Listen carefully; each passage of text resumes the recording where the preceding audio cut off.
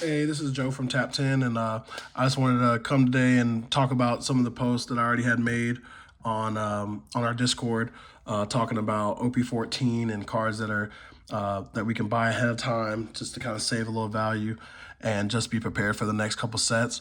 Um, Originally, when I did the post, I was only trying to put support for cards that support directly OP14 leaders. I didn't want to be too vague and just tell people to buy cards for every deck that's ever going to be playable in the next set because it's going to be a lot to do. But I just wanted to make sure I do want to talk about leaders that are going to be playable, not in the competitive sense, but at the same time, just they're going to get support from eb04 and 14, op14, and just want to make sure that people know that you don't have to play the top of the meta game. You can play multiple different leaders. There's getting so much support coming in the next couple sets that hopefully it creates more of a jungle meta, a little bit more wider range meta. Obviously, the top is always going to be the top, but we just want to make sure that people have the knowledge that there's different decks out there. And I just want to talk about some of the older leaders that you can put money into because, the game is actually supporting them. And I'm also going to talk about later on about stuff, how to get better value by buying certain starter decks and things like that. So the first leader I'm going to start with eb04 support because this also comes out at the same time as our op14. It did not do that in Japan, so we're going to have a different format. But in our format, eb04 is a big part of it, and we're going to get the first three colors, which will be blue, green, blue, and purple. So those leaders that will get support, I'm going to talk about them. So first leader I would say is the Merfolk man, Fishman, not Merfolk, but Fishman Jimbe. Martin Luther Jimbe is what I always tease and call him. But he's a 5 life leader, 5K. For people that don't know, he is end of your turn. If you have 6 or less cards in hand, set up to one of your Fishmen or Merfolk type characters, and up to one of your Dawn cards is active. Pretty generic leader, but that's all you need from your 5 life leaders. You need them to be generic, and you need them to be generically powerful. Jimbe gets at least 3 to 4 cards that probably add to the deck. One of them is a KO effect of an 8,000 power character and a 2K. One is a blocker that lets you play out another Merfolk on KO. So it's a 7/8, another Jimbe character. So through his support, he gets a little bit less support than this other leader, but he also just want to make sure I mention that five life Jimbe gets support in the set. Then the next thing I would say, just because of that, Shirahoshi gets support. Shirahoshi is a 5 life multicolor leader. She is green and yellow. She is a 5,000 power for 5 life, but she cannot attack. For people that don't know, and then she activate main once per turn. You may rest one of your Dawn cards and turn one card from the top of your life cards face up. That's a mandatory cost, and then play one Neptunian type character or a Megalo with a cost equal to or less than the number of Dawn cards on your field from your hand. So it's equivalent to like the Empty Throne and Emu. It's just a way to kind of cheat out really big characters on your Dawn. So like if you have 6 Dawn, you can cheat out a 6 cost Mectunian and play a 5 cost Mectunian because you just have to rest one of those Dawn, and so you get to cheat out really big characters really fast, but she can't swing herself. So if you lose those characters, you lose a lot of your board. She's getting a 7 cost in this set. She's getting the Jimbe. She's getting another 5 cost Neptunian, and she's getting Megalo, which is a 4/4 2K, the one that kills a 8,000 rested character. So she gets a lot of support. Then the next thing is one of people's favorite leaders, one of their favorite characters, if it's not even their favorite leaders, is 5 Green Carrot, right? OPO8 Green Carrot. She is a 5,000 5 life monocolor leader that if you have activate main once per turn, if you have a Minx type character, rest up to one of your opponent's characters with a cost of 5 or less. This is what any person that knows about rotation and power creep and wording on cards, the importance of wording, the fact that she says a cost 5 or less is not a base cost. The reason why she's getting a lot of support this set is she's actually the only green leader that's getting cost minus added to her card pool. So by her having cost minus, One, it works with her leader effect, but one, it also works with one of her searchable powerful events in Electrical Luna. Electrical Luna actually freezes every 7-cost character and below character on the board. Well, now that she has cost minus, she can actually hit multiple different characters of higher cost or more. So she's able to freeze really big characters all at the same time. Plus, she also has the 5-cost carrot, which every other green deck can play, but as searchable in her deck, and it also works with her leader effect. One of the other things too, she gets support with another carrot card that helps you set cards active. So other Minx cards active, so that means you can use 5-cost carrot multiple times in a single turn. So she's getting a lot of really good support. There's KO effects and different other effects that are in eb04, so she's not at full power yet, but at eb04 still definitely giving her a big jump into the next set. Then the next support, we would say the Lanawano green leaders got support through Kikanojo. It's a 7-cost character that they added to the repertoire that activate main. If this character was played on this turn, you get to set one of your Lano type Wano leaders as active. So you're able to play it and use the Rested Dawn for Yamato's effect. And also Yamato can swing, restand because of Kikanojo being activate main, and swing double attack twice in a turn, which is a lot more pressure than she was able to cause in the past. And then also too, it's a 7/8 body that the deck just didn't have in its own archetype. It's just got a nice, good, solid body. And then just something that's activate main to help use Yamato's effect to its max value, because you can play it on curve, use the 2 Rested Dawn, add it to one of our characters, another character, and you also use Kikanojo where you can swing double attack twice, restand Yamato twice. The other support given to the other Lanawano meter would be Kazuki Odin. He's a red-green 4-life leader. His effects is when one of his main effects is that when he's attacking with a Dawn on him, and you have a 5-cost or more character, he gains 1,000 power, and that stands to the end of the next turn. So because of Kikanojo being able to make him stand active again, he's able to use this when attacking effect twice in a turn, which actually makes him a 7,000 power leader, which is a lot more relevant when Emu's in the game. So being a 7K leader is the new standard. And the fact that he's able to do that with a card that's in his archetype, it helps a lot. And then he also, being a 4-life leader, he needs all the support he can get when it comes to buffing himself. And also just being he also gives Kikanojo counter, because he is all his cards in that Lanawano get to have a plus 1,000. So it's even in this deck, the card's not even a brick. And that's the main support you get from there's 5 leaders that get support from the green category, and there's about 2 leaders that get support in the blue category.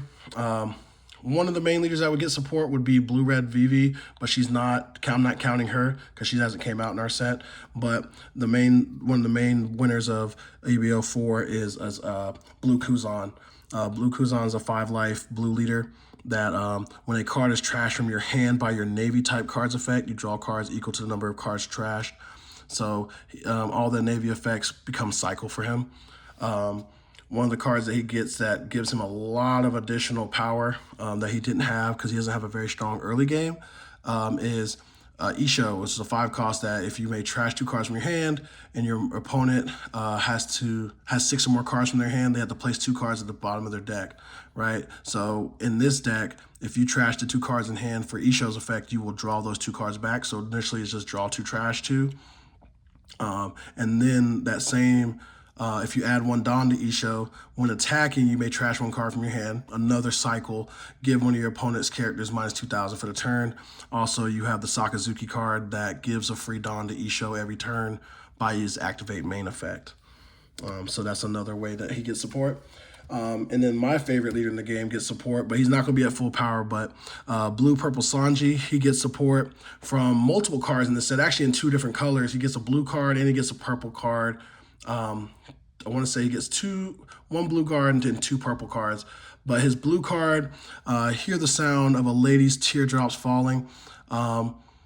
and it's literally talking about when Baby 5 got cut up. But if your leader is Sanji, you look at the top three. Look at the top three cards of your deck and reveal one Sanji or event card and add it to your hand, and then trash the rest.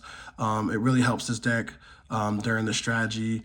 You can't really tell based on the leader effect, but there is a 3-cost Sanji in the deck that gets strength for every 5 cards in trash, so he gains 1,000 power, and that really helps that effect. And then this is also a counter event that you may trash 1 card from your hand up to one of your Sanji cards gains 4,000 power during this battle.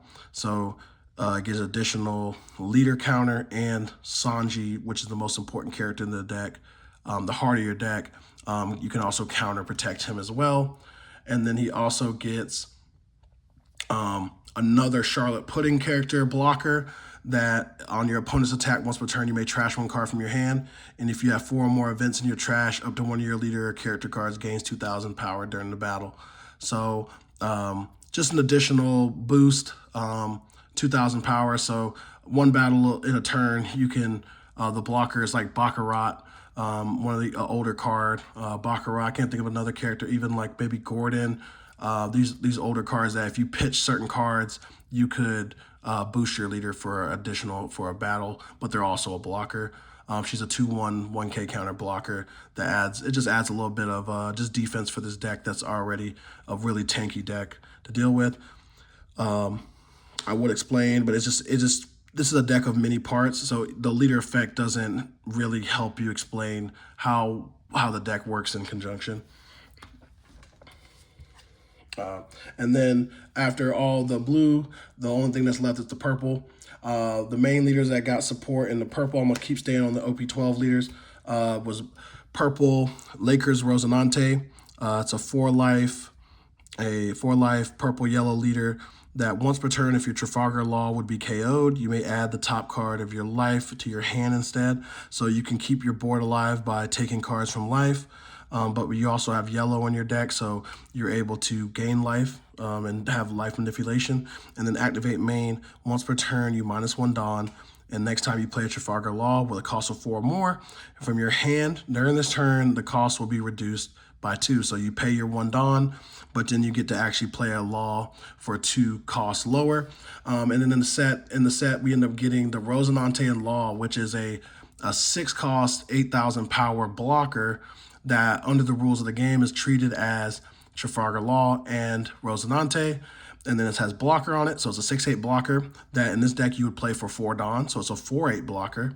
And then on play, if your field has less Dawn than your opponent, you would draw a card, so it creates consistency in a leader that multicolor leaders definitely need more consistency than monocolors because they have 2 different colors. So draw power is always very good in dual color leaders. And then it also has ramp a Dawn active. So this -1 effect is pretty much free if you play Rosinante and Law off of it, which is always really good. Just negating the negatives of your leader effect. It's always a little bit of support. This deck still needs a lot of things to be good, but at the same time too, just know this deck, people are willing to try this deck, especially as we get more promos and things like that. The next leader I would go to that got support that a lot of people were excited for, older players, was Purple Kaido. Purple Kaido is one Star Deck 4. It's one of the oldest leaders in the game. He's a 5-life, 5K leader. Excuse me. He has a super generic effect of activate main once per turn, -7 Dawn. That's back when Dawn meant something. Dawn minus used to mean something. You may trash one of your opponent's life cards. Very simple, very powerful effect. Your goal with this leader is to try to replicate that effect as many times as possible or in a key moment so you can go for game. So when it comes to the new support, there's multiple different things that you have to put together, all the cards, but the main support that it got was it gets a new King character, which is a 6/7 character that helps you ramp, as well as it helps you also go with the 10-cost Kaido, your boss monster, which when you play it, it would KO the whole board, both your board and your opponent's. your new character, King, actually stays alive if you just -1 Dawn. So it's able to, they're pretty much, you're getting two characters, a new King and a new Kaido, that get to stay alive during the 10 cost Kaido's board destruction effect, so that you're able to keep a board and your opponent can't, and then that gain of tempo should help you win the game. And then also too, you get a lot more ramp cards, so that Kaido is possibly able to use his effect multiple times in the game.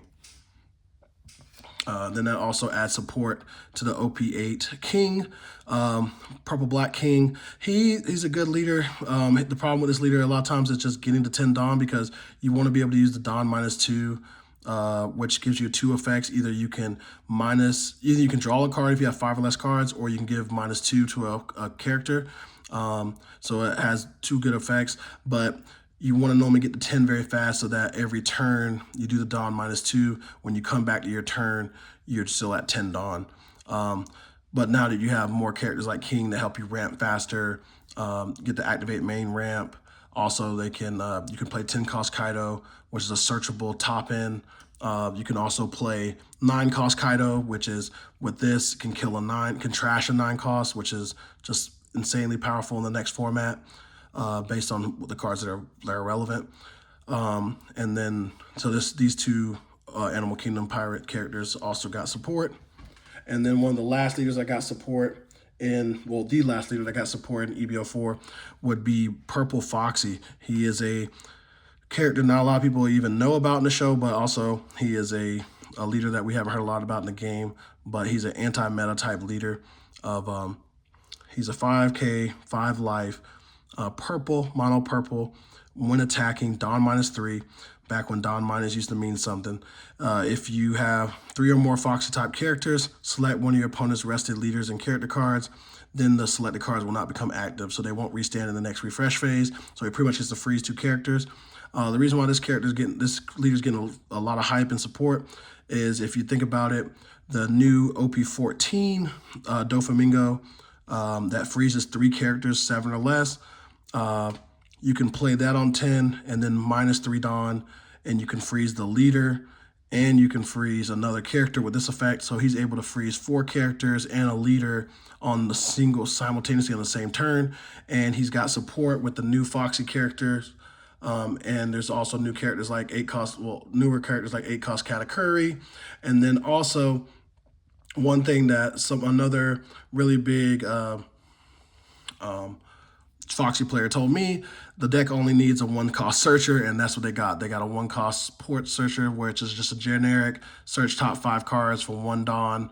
And the deck didn't have that. They only had a 3 cost searcher, so the deck was a lot more inconsistent than you'd think it would be. And now that the Foxy package is getting a little bit more support, the deck is just looking much more greater.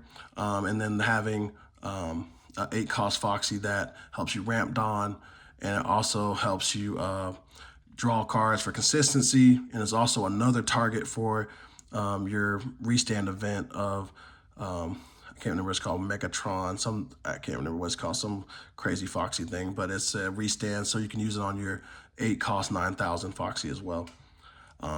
This is I know it's a big portion of the video, but I just want to talk about the leaders in eb04 that are getting support. And then real quick, I'm gonna go over the leaders that are still relevant in OP14, even though they might not necessarily got support. They're still very meta relevant.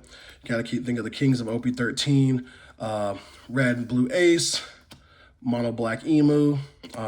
Another thing you gotta think of relevant in our format is that promo Roger is coming to the west, so that Goldie Roger gets support, as well as Blue Purple Luffy. And then because the format is getting a little bit more jungle and it's slowing down a little bit, the Queen of Green will always be there, Juri Bonnie.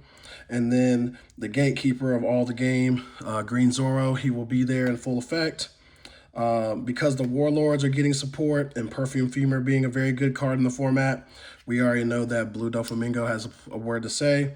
Also, the supports in OP14 that not a lot of people have noticed is that Blue Impel Down gets support. So Blue Ivankov, Mono Blue Ivankov might get one last hurrah before it gets rotated out. And then cards like leaders like red, green Luffy and green, purple Luffy getting support because they're getting a little bit more KO protection with the new OP14 Luffy. And then we also have to look at, because the Don Quixote package is getting upgraded, red, purple sugar is also getting support. And then we're waiting on the starter deck that's going to come in the next couple weeks after, because when the starter deck comes out, yellow Vegapunk and yellow Bonnie also get support through that set. So these are all the ones I just wanted to talk about. I know it's a good little mouthful of stuff, but I just wanted to talk about the leaders that are getting support in eb04. The leaders are still relevant, even though there's a whole new 7 warlords coming out. And just want to make sure the newer players know, hey, there's a lot of leaders in this game that you can play. There can be competitive. There's more support coming, so don't think you're just wasting your money throwing it in the hole because it's going to get power crept. Like, there's getting a lot of support coming. Some of the leaders like, obviously, Ivankov and Doflamingo, these cards are pre-OP04, and also Purple Kaido. You know, these guys, these are really old leaders. And you know, if you don't already have them, I wouldn't put a lot of money into them because they're getting rotated out the game. You know, if you're going to buy them base rarity, keep them moving.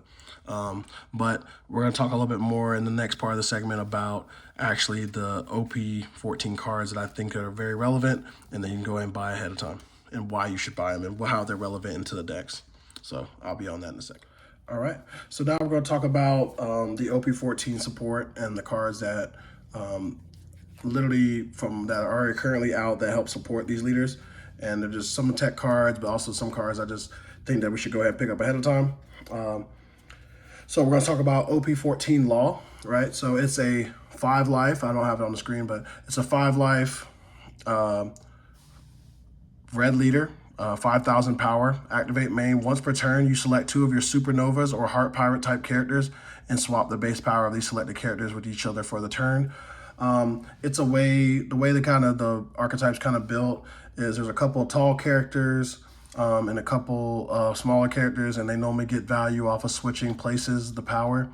That's why some of the old classic supernovas that are really good. So one of the basic strategies is play a bigger rush character, swing with it, and then use that, swap its power with a smaller character that's already been on the board, like a 1-drop that searched, or that was on the previous turn. And then that card can also swing for the same amount of power you just swung for your rush character. So it's able to give cards double value. So one of the first cards to help start with that search, we would go, that's why I thought it's always mandatory to have 3 Cost Zoro. This is the OP01 3 Cost Zoro. I bought both arts just so you know what both arts look like. There's the third art or the actual alt art, a whole bunch of different alt arts, but this one's a little bit more expensive. I wouldn't try to pick this up unless you just have somebody that can get you some for the low. But these are about $1 or so a piece, so I would get these while you can. Just a super generic 3/5 rush. This is one of the ones that you can play on curve, play it on 3 after you've been played on 1-drop on the previous turn and it can swap powers, and then you can swing 5, 5, and 5 with leader, just like that, and it's able to create value. It's supernovas and straw hat. Just a generic, very powerful card. It's going to be in the deck, and of course, until it gets rotated out. So then, obviously, the heart, probably the card that made them want to put this together, which was Kid and Killer. Kid and Killer is a 4/5 rush character as well. When attacking, it gains 2,000 power. If your opponent has 2 or less life cards, it's a good in-game card. Also, you can, because the way the power works, Law will also swap this power with another character. So Kid Killer can actually, what's it called? It can actually give the 7K to another character. It's another good in-game card. So another card that gets value until it gets rotated is a Machino. Machino is literally it's a 1-drop 2K counter. Machino is rest 1 character. Up to 1 of your red characters with 1 cost gains 3,000 power. It's another way to give additional power when you're trying to go for game or just get additional value on some swings. You put it on the board, you rest it, and then it gives 3,000 power to one of the characters. But the good thing about it is that if they don't swing into this character, you know, that you'll be able to do it again. So most of the time they'll use this as the additional card to swing into, because if you'll keep the character that you boosted most of the time, or you'll take 2 attacks, have to get thrown into Makino and the other character you swung with, or else you just continue to get value down the road. Makino is a really cheap card right now. It's an older card. Don't have to buy alt arts. I just happen to have alt arts, but not an expensive card. I would definitely pick it up. It's op02, so that's why I was like, it's just a good support card, and it's a 2K counter. This card is 4-cost Rush Luffy. I call it Rayleigh Luffy, because it was made for the Rayleigh deck. It probably could be played in the Law deck. The reason why I think it's a possible card to play in the Law deck is because this card, if you reveal 2 events, can cheat out 3,000 or power or lower character. So you can cheat out some of the supernovas that are in the deck for cheaper with this card. And plus, there's a lot of events that are already built into the archetype. So you could probably go a little bit more event heavy and then have this Luffy be one of the cards that help you go wide very quickly. It's just the problem with this is that this deck doesn't replace its hand as well as Rayleigh did. Rayleigh has a lot of ways that every card in the deck replaces itself, and that's what gives Rayleigh value. Law's value is just you have to swing back into his character's KO and stuff like that. It's a little bit harder for Law to get the value that Rayleigh got as a deck. But at the same time too, this is a supernova, so this technically you can swap this 6,000 when it gets its boost of 2,000 power. You can swap that with another character, give it 6,000. And plus also this gives Arrested Dawn on play. So this has a lot of versatility that might actually help the deck. But at the same time too, like I tell people, I don't think Asian players know how to play red. We play aggro decks very differently in the States, and I think that this might be something that we have to tap into. And if you play that as well, this also gives another reason for this card. This is unblockable Sanji is what I call it, because pretty much on play, one of your Straw Hat crew type characters with 6,000 power or more, they gain, if selected by this attacks, the turn cannot be activate blocker, right? So this card gives a Straw Hat unblockable. In the deck, there is a 7/8 Roanoa Zoro. There's also there's a 3/5 Roanoa Zoro. So you can give those cards unblockable. You can also play different Straw Hat Luffys if you want to have something that's a little bit bigger that's unblockable. But the Zoro being a 7/8 and be able to give him unblockable when you're trying to go for game is also really good. Plus it's a 2K counter. It might not be searchable, but it's a 2K counter. And this is a card that you can get from starter deck 21. So it's an easy card, or learn to play set, I want to say. So you can get this card and not be too big of a deal. So I would definitely look into having Sanji blockers, especially good against Emu and other decks that like to wall up against you. Another good card that hasn't shown up on a lot of Asian lists, but I would definitely try to pick them up while you can. It's Trafalgar Law, the 6/7. 6/7.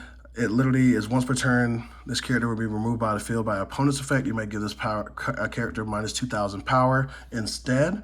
So it gives itself a little bit, it's a little bit stickier of a character. And then when attacking, you get to give one of your opponent's characters minus 2,000. The archetype also got another version of this character with X-Drake. It's a 5/7 that when you put a Dawn on it, so really it's a 6/8 that when you swing it, it minuses 2,000. This character has it built in with no Dawn investment. And it's a Heart Pirate, so it fits the other effect. It might not have Supernova on here, but it's a Heart Pirate, so it can work with Law's effect to switch spots. Plus, at the same time too, even if you play this standing up, you know they can't delete it because of the fact that once per turn it can protect itself and just go down in power. Then you have another older card, Round Table. With there not being a lot of removal in the format, Round Table is a really good card because it's just a basic main, give one of your opponent's characters minus 10,000 power for the turn.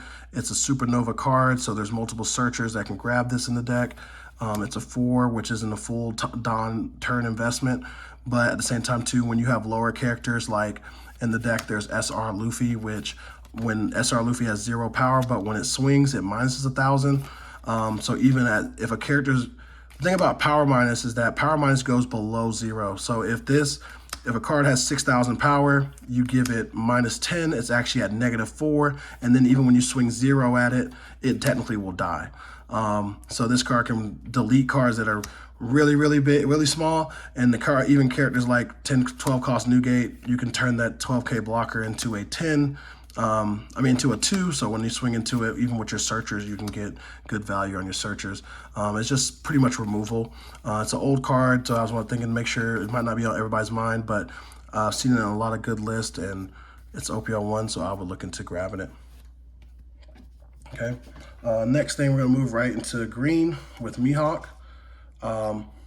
So some of the cards I had for Mihawk, one of the cards that got really popular. Well, we'll just talk about Mihawk's effect in general. If your opponent leader has slash attribute character, it gains 1,000. So slash leaders, other slash leaders, so Green Zoro, Red Rayleigh, Red Green Smoker, Green Yellow Law, VV, a lot of different leaders that all have slash in their shanks. He gains 1,000 power, so he becomes a 6k 5 life leader, which is pretty dominant. But then once per turn to activate main, you rest one of your cards, and then if there's a character of cost 5 or more, you set up 3 more Dawn cards as active, and then you cannot play characters in a turn. So it was a lot of like Dawn manipulation, resting character manipulation, and it causes more effects. So when it comes down to Mihawk, Mihawk has a lot of really good versatile tools, because that's how green is, has a lot of good tools. And here's some cards that I would think about, you can think about playing. One of the cards that got popular really quickly was the Billionfold. This card is it's a 4k counter if used correctly. So it's up to one of your leader character cards, gains 2,000 power in this battle. That's the bare minimum. It said then if you have 8 or more rested cards, you get an additional 2,000 power.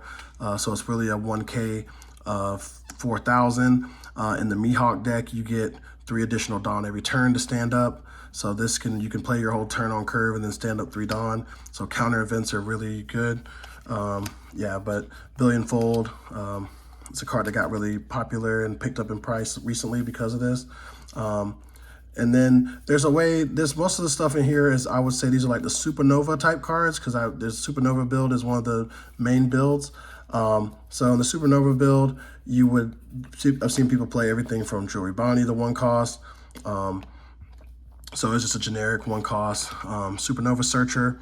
You just tap the card and then tap 1 more Dawn, and then you get to search for a top 5 for Supernova.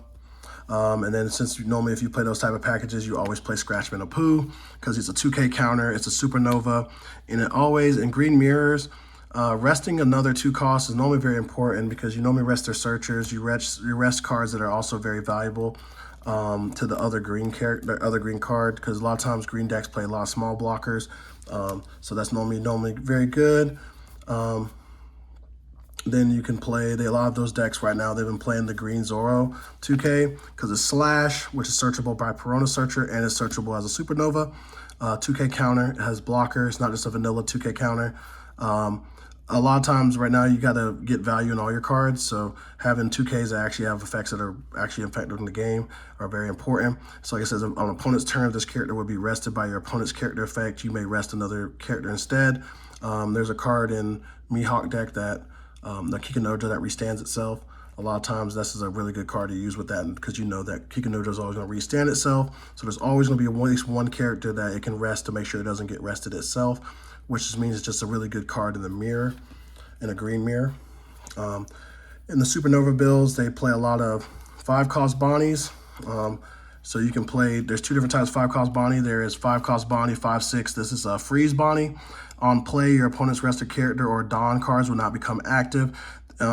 This is a way to kind of slow down your opponent's tempo. You play this card on curve to freeze, stop somebody from going to an important 6 Dawn turn, or stop an important 5 cost character.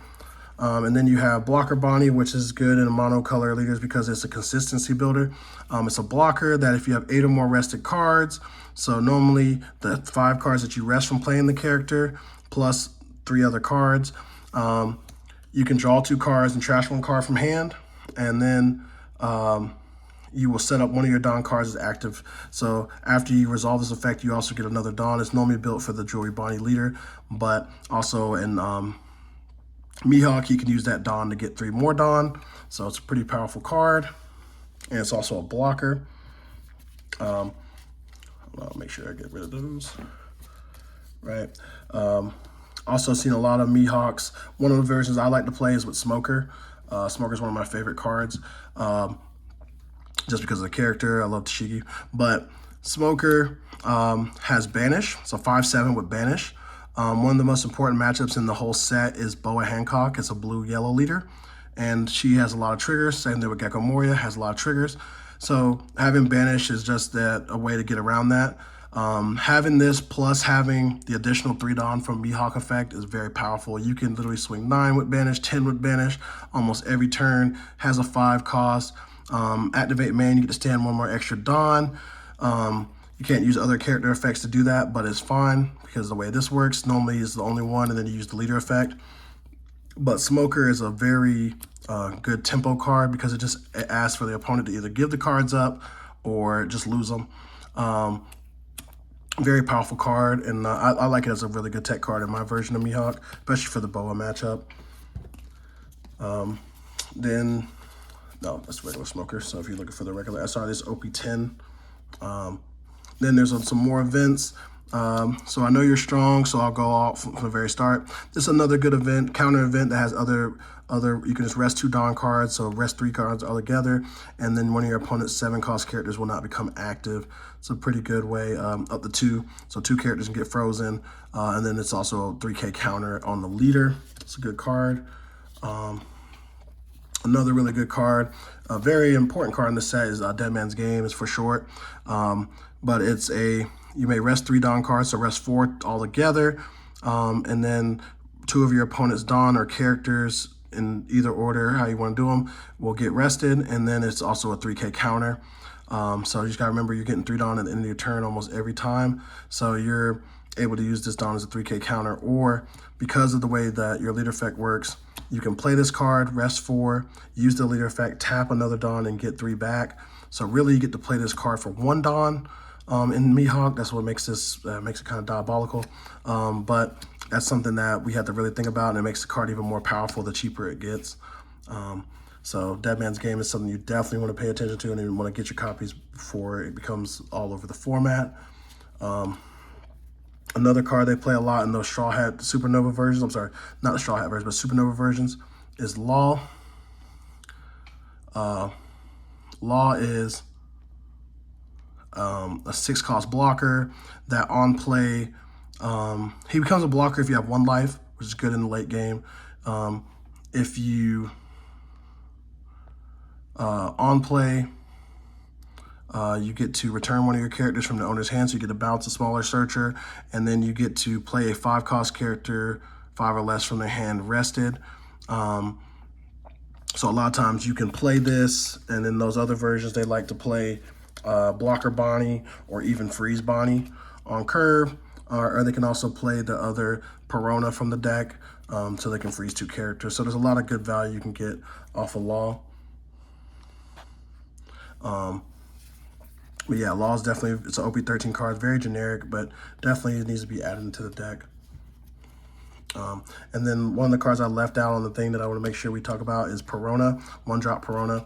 On play, if your leader has Slash, which Mihawk does, look at the top 5 cards of your deck and grab a Slash card or a green event. The only problem with this card in the deck is that this card cannot grab your stage, which is a very important card in Mihawk. But at the same time, too, it just helps bring so much synergy to any of the Slash leaders that if you have a Slash leader, you should just play Perona pretty much no matter what. Another option is to play the OP09 Perona. I'm not really a big fan of this card, but it does technically, it can grab the stage technically because it is a Draco Mihawk card, I want to say. So it can grab the stage, I want to say. Look at the top 5 cards of your deck, reveal a Draco Mihawk or a Thriller Bark Pirates type card, and then add to your hand, and then put the rest of the bottom of your deck. I want to say this card is supposed to say Muggy Kingdom. I don't know why I'm looking at it the wrong way. I might be looking at giving you guys the wrong card. I hope I'm not. And then to round off the Supernova package, a lot of decks play Kid and Killer. Kid and Killer is a look at top 5 and reveal a Supernova. And then when your opponent's attack, you can pop it. We call this a trap card. You pop it and turn it into a standing Dawn so that you can use it for counter events and things like that. And it always gets its effect. There's more copies of Zoro. And then there's some tech cards. So some of the, well, not really tech cards. The last part of the Supernova package, I'm sorry, I'm missing cards, is Law and Beppo, a little all over the place on the grade ones. Law and Beppo is really one of your best top ends. On play, you rest one of your opponent characters, and if that's the second character on your opponent's field that's rested, you gain 2,000 power of your leader. So your leader becomes a 7K, and if you're playing against another slash leader, Mihawk becomes an 8K for the turn. Very powerful, very hard to swing into. A 10-11 is really good stats. It just puts a lot of pressure on the board, especially when you play against decks like Ace, things that have really big blockers, or even decks that put a lot of investment into one or two characters. You freezing them and turning them sideways, it helps you get a lot of tempo back in your favor. It's also searchable because it's slash and supernova. I call this Delete Shanks. Delete Shanks is a really good card. You don't play multiple I play one copy in the list I play right now, but it's just a good tech card because anything that's rested, it just deletes it. 9-11 is really diabolical stats for both reasons. No wordplay. But, you know, it's not searchable, but it is searchable as slash, but it's not searchable as a supernova. But it's just something that it's a good tech card that I would try to get ahead of time. It's also an old starter deck card, so I'd make sure I have. Also, 5-cost Carrot. 5-cost Carrot's a really good card. On play, freeze a 7-cost character when attacking. Freeze a 7-cost character that's rested. So they most of the time when you play against a good Bonnie player, shout out to Philly, if that character, that the first time they freeze it, that thing ain't never standing back up. Just know that Carrot most time is a very powerful card because if it gets into its effect, gets into stride, very powerful card. I like to play one as a tech in my Mihawk right now. And then another tech would be 10-cost Doflamingo. Not something that's I would consider standard at all, but it's just one of the things that we're always going to value as a green card. On play, a total up to 3 opponents rested characters and leaders. So 2 characters, 1 leader will not become active in the next phase. It's just a tempo, just murder. And then the 9-cost Zoro, just a game warping card. Like I said, you just gotta look at it. If you don't have the answer to red rocket or bottom deck it, you just gotta look at it and just hope that they make the wrong decision. But normally, when you play 9-cost Zoro, if he sticks for a turn or two, the game's already been decided. Very good top end. Not guaranteed to be played in Mihawk at all, but at the same time too, don't be surprised when his full effects work with 3 Dawn and Mihawk lets you use 3 Dawn. So don't be surprised if people start playing 9-cost Zoro. But it's also a card you want to get ahead of time because if it does become popular for whatever reason, you don't want to be paying above $30, $40 for this card. But it's a game warping. It's just an awesome card. I love the card.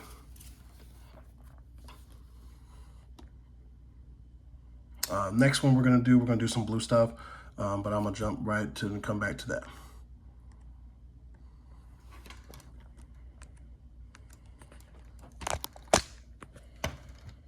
All right, so let's come back to, we're gonna talk about blue, the blue cards and blue leaders.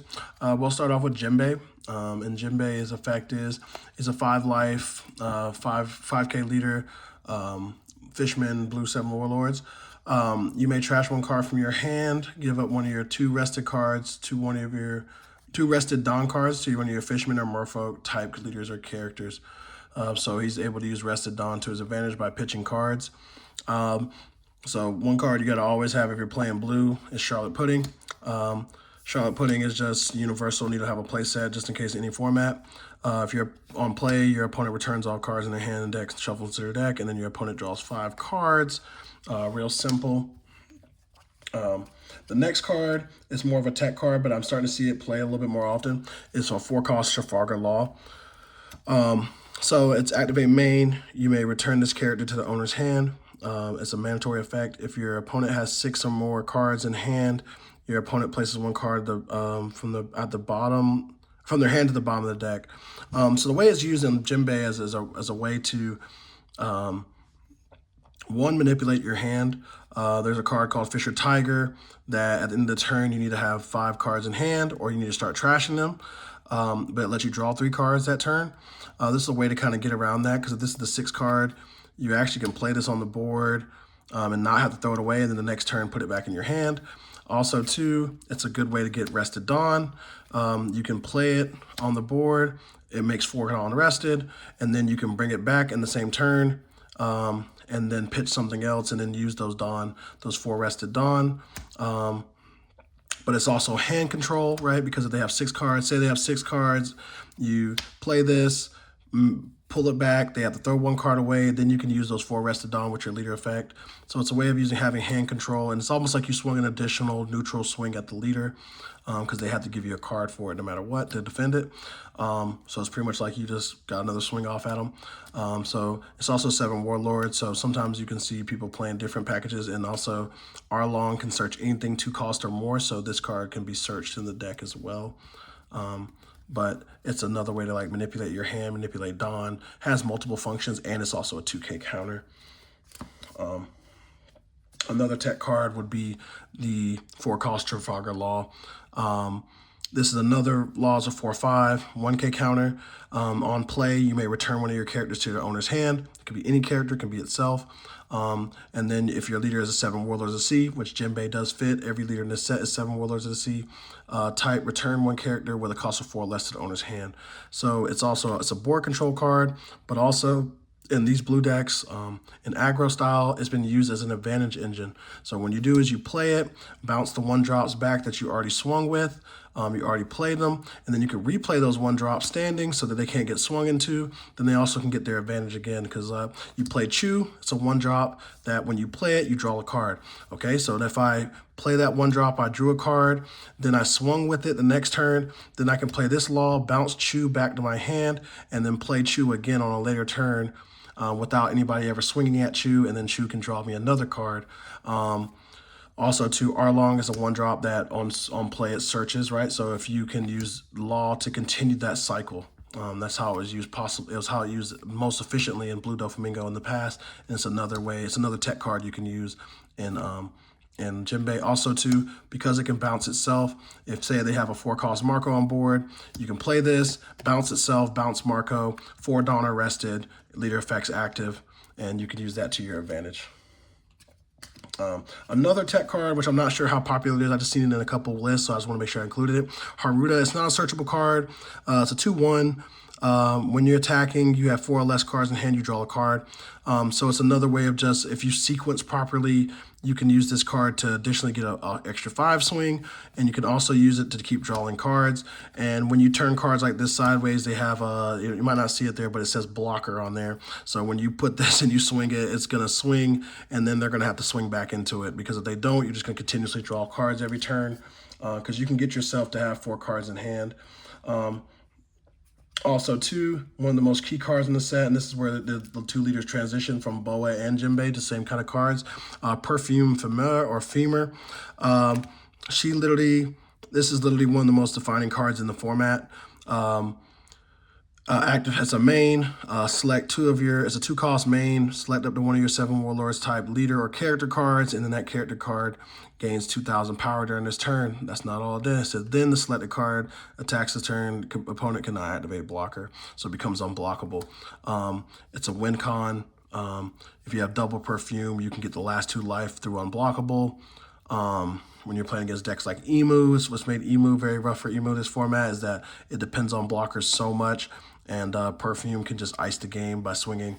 With the Jimbe, there's a Jimbe 8-cost that if it's already on board, he can swing absurd numbers like 22,000. I want to say, I don't want to quote me wrong, but I think you can swing 22,000 with Perfume if he's already on board the turn before, based on that with leader effect by dumping your whole hand. It's a really powerful card. When it comes down to it, it's something that you have to have copies of it. Get it now while it's cheaper. It's about $4 right now for the regular copy. These are absurd, but I got these from a binder a while ago, and I didn't pay that, so I wouldn't tell you to pay that. And then one of the next cards for the support for Boa would be Sengoku. Sengoku is OP07 card. It's a 1-drop searcher. It searches 7 warlords. There's a lot of Boa builds that use this. They either use this or like 1-drop Lilith. There's a whole bunch of different searchers, but the reason why a lot of people use the Sengoku is because of its synergy with Kuma. It's a yellow card, but it's a 7 warlord, and you can play that in the Boa deck as a way to keep consistency. Plus, all the other Boa Hancock cards are 7 warlords, so you can search your top end Boa, your top end yellow Boa, your 4-cost Boa, your 6-cost Kuma. A lot of really good Boa cards, and it just helps keep synergy in the deck. And then it's an OP07 card, so I'd make sure I pick up my copies while I can. It looks like bulk, but they're going to be hard to find soon. It's also getting the SP, so you know it's going to be focused on. They plan on it being in the deck. Also, too, you have your 4-cost Boa blocker. I'm not going to say, I've seen lists that play Boa that don't play this. Also, it's a card that's playable in Jimbe because of her second part of her effect. But her effect is look at the top 3 cards of your deck and place them in any order. That's mandatory. And then give your Rested Dawn to your 7 Warlord T-type leader or character. So in the Jimbe deck, I could put it on Jimbe. The Boa deck, it's good because the Boa leader, which I didn't get to read the effect, and I'll read the effect now, is that when you play on an opponent's turn, when you play a character, you draw a card. So if you trigger something, you draw a card. And then if you have Dawn ×1, so this card helps you on curve on 4 Dawn still have your leader effect active, which is once per turn when one of your Amazon Lily or Kuja Pirate type characters with a base of 5,000 or more is KO'd, add 1 card to the top of your deck, the top of your opponent's life cards to the owner's hand. So like you might see, this is also a Kuja Pirate. So this card also procs the leader effect so that when it blocks, it makes the opponent pick up a life. So it makes them less likely to try to swing at you, but also too, it can help you control when you're trying to go for game or crack back at them in different ways. And then you gotta remember too, like say you block with this Boa, they have 1 life, they pick it up, and then you play Perfume, you swing at them unblockable, right, at 0 life. So this is a very powerful card. And also too, when we used to play Doflamingo, this card always swung. 4/6 is a really good stat line. Cards always swings. You can play it on curve. It's one of the best 4-Dawn plays on curve in this deck. It just controls so much tempo. And then also too, the most underrated thing is that when you get to search your top 3, you get to play Kuma right after it on 6.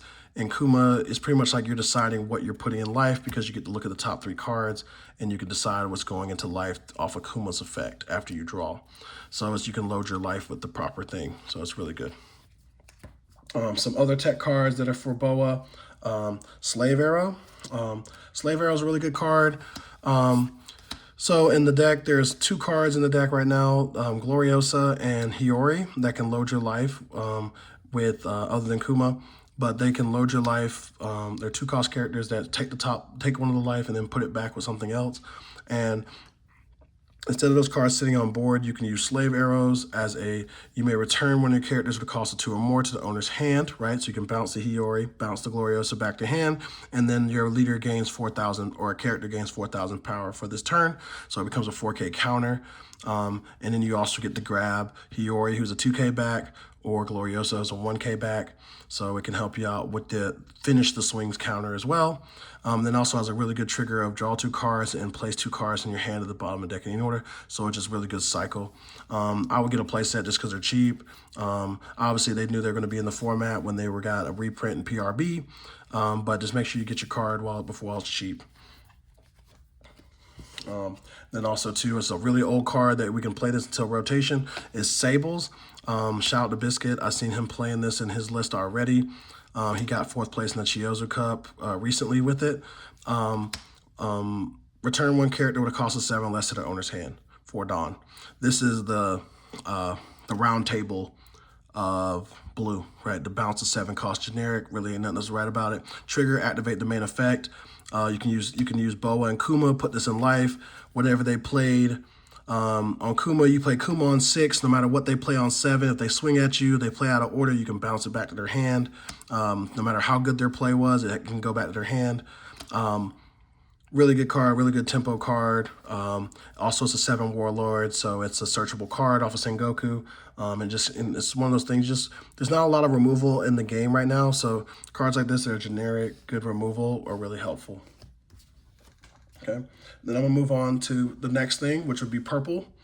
I know I'm already spending a lot on every leader, so I just want to make sure we're helping. But so the next leader is purple, mono purple Doflamingo. He is a 5 life, 5k leader. On your opponent's attack, once per turn, -1 Dawn. That's the mandatory, and select one of your leader or your Don Quixote type characters and change the target to that selected target. So he pretty much can take one attack a turn and turn it where you want it to go. So it's a very tanky leader. It's very hard to get through and kill him because he can, even if he's wide open going for game, he can turn that to another character that's on board. Very powerful, very generic, and it has a really good package that comes with it. It gets a lot more support this set, but I just want to make sure you pick up some key cards from the older package and just some good cards that are just generically good purple cards that help this leader be a little bit more effective. So we're going to start with the 5-cost Rosinante. Rosinante is an OP10. On play, it's a 5/6 1k counter, Don Quixote Pirate. On play, you trash one event from hand. That's mandatory if you use the effect, and you draw 2 cards, right? So you throw one event away, draw 2 cards. That's good. Next card cycle. And then end your turn, if you have 7 or more Don cards, set up one of your Don cards as active. What makes that very important in this deck is that when you play the 10-cost Doflamingo, it's a new card, you go down to 7 Don. And when you go down to 7 Don, if you don't have a Don standing at the end of the turn, your 8-cost Doflamingo, which is the next card I'm going to show you, it's one of the heart and soul of the deck. This card can't use its effect, which is it needs an active Don to do this, but its effect is you may rest one of your Don cards, one that's active, and then add 1 card from your Don deck and set it as active. So it might sound like it's redundant, but what it's doing is taking a card from your Don deck and putting it where it was already. So it's ramping you 1 Don, but it needs an active Don to do that, and it can do that on your opponent's attack, right? So it's a way that you're able to help chain 10-cost Doflamingo, which wouldn't be possible because you wouldn't be able to go to 10 Don unless you have this on the board and you have an active Don standing already. So Rosinante is a really good card to help make sure that happens.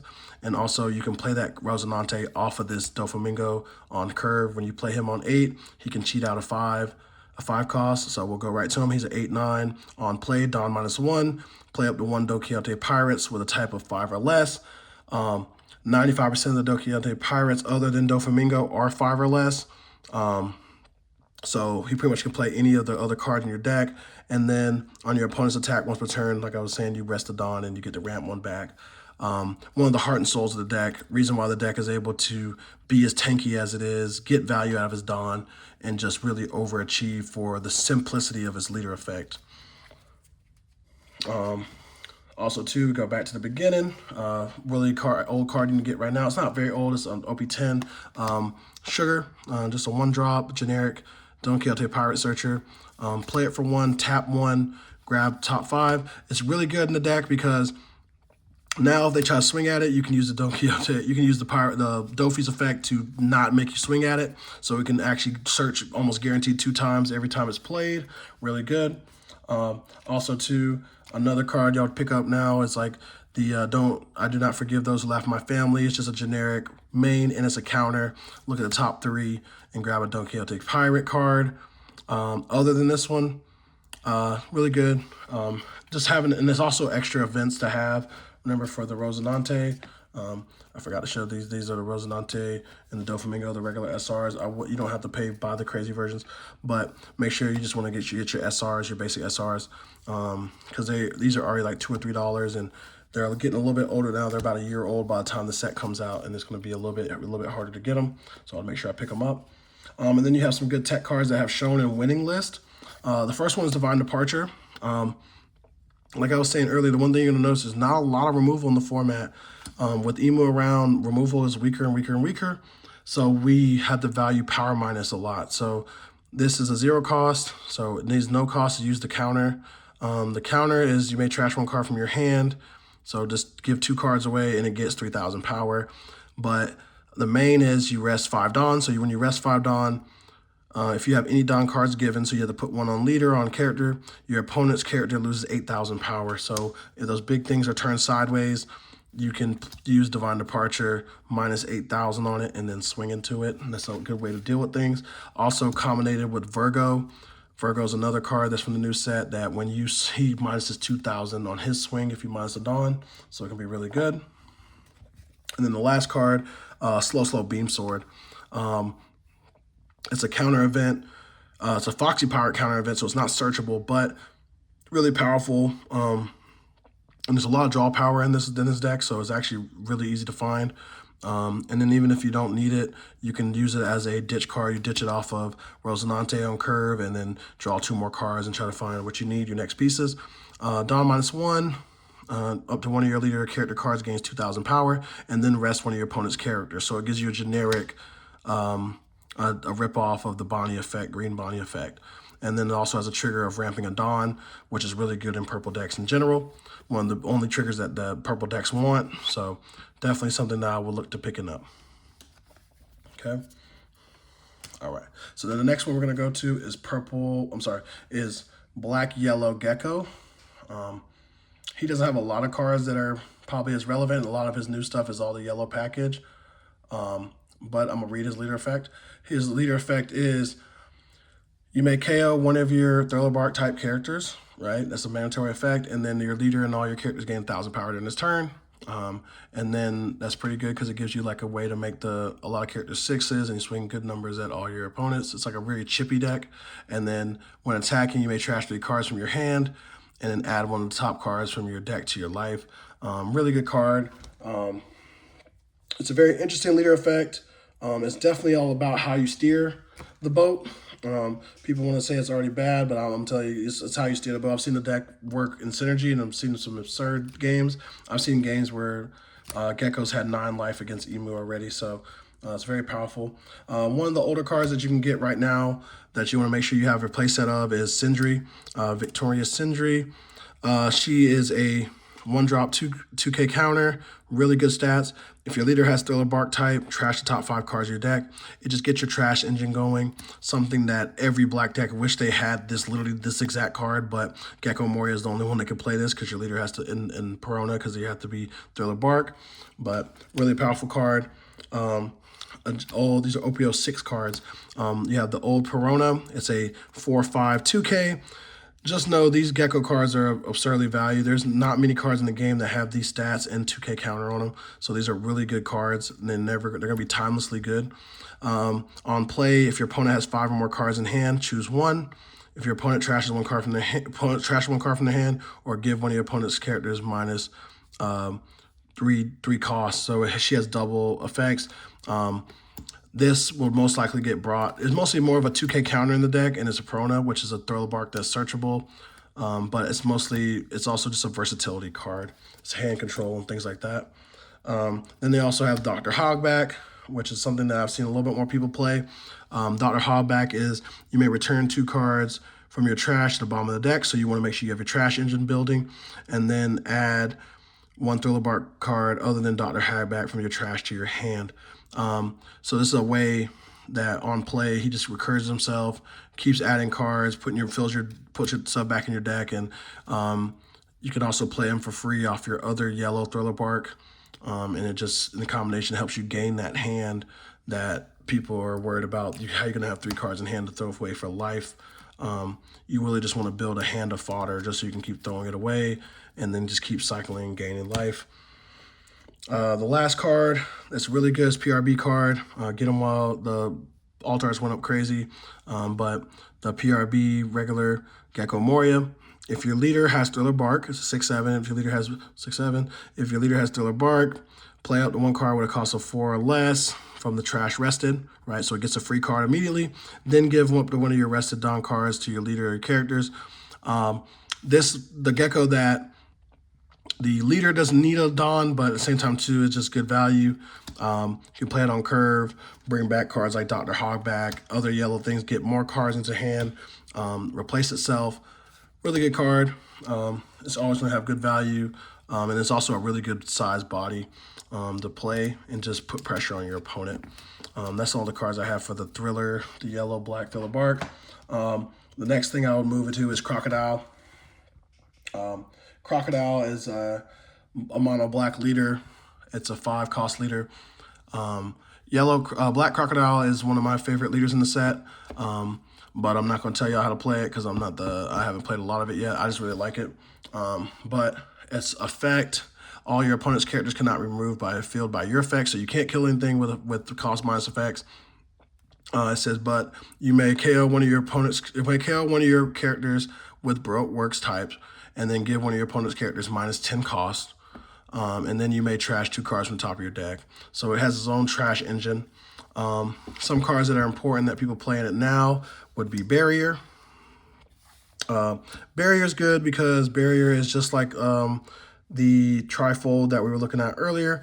Up to one of your leader or character cards gains 2,000 power during this battle. And then that's the bare minimum. And then if you have 15 more cards in trash, which is very easy to do in this deck, you get additional 2,000 power during the battle. So it's like 4K plus.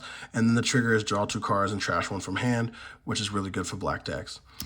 These are the older texture version. These are the alts, but they're also really cheap cards. It's an OP04 card, so I would use it until rotation comes. And then there's the Patchwork, which is a OP05 card that is very good to use in the deck. It says, because main, give one of your opponent's characters minus 3 cost during the turn. Then if one of your opponent's characters with cost of 0 will not become active. Crocodile is able to do minus 10, so he will make sure there's a 0 cost character no matter what happens.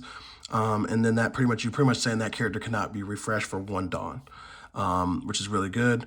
And then also if you just hit the trigger, draw 2 trash 1 is really good for black. It's really powerful for black decks to have draw power. All right, so we're going to move into our last leader. Well, not our last leader, but our last color, which would be yellow.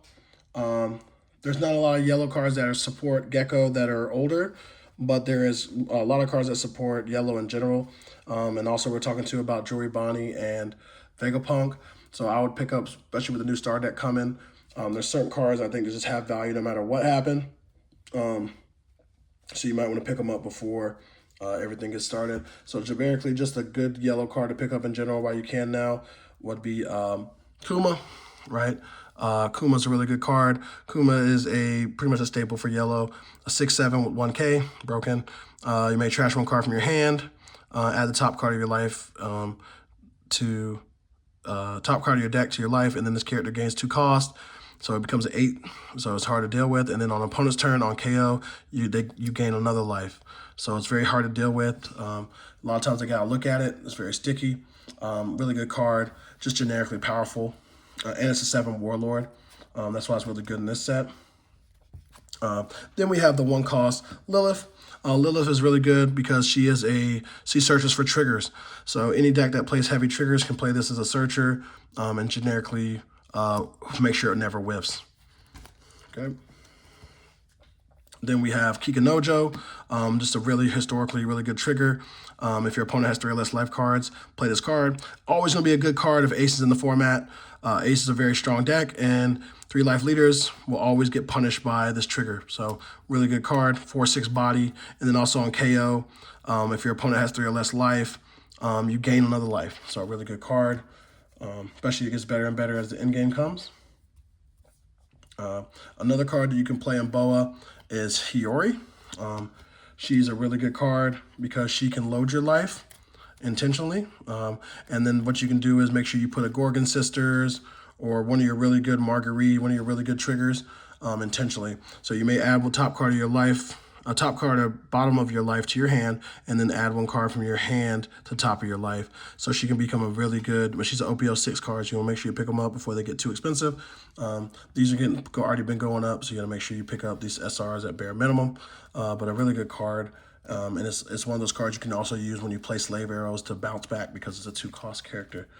So she gets double value, and she's a 2K character. 2K characters that do things in the game are always valuable. Another card I would say pick up ahead of time is 5 cost Zoro. Zoro's a really good card. In future sets, eb04 gets absurd because you have multiple cards like S-Snake that can put him in life. And he can deal with things like Ace, Newgate blockers. His trigger is if your leader has egghead type, so Jory Bonnie, Luffy, Egghead Luffy, and Vegapunk, he can rest anything. He can rest a leader or a character, so he becomes really good as a trigger to put in life when you know that you're just trying to wall up for game. Really good card. Comes in multiple different ways. This is like a $2 card right now. I would pick these up while you could. Really easy to get. This is like an old 10-cent card, so I would just grab these while I could. Also, a really good generic yellow card right now is Blaze Slice. Blaze Slice is a really good card because Blaze Slice deals with 4-cost blockers. The 2 best decks in the game, which would probably be Ace and Emu, on a consistency level and power level.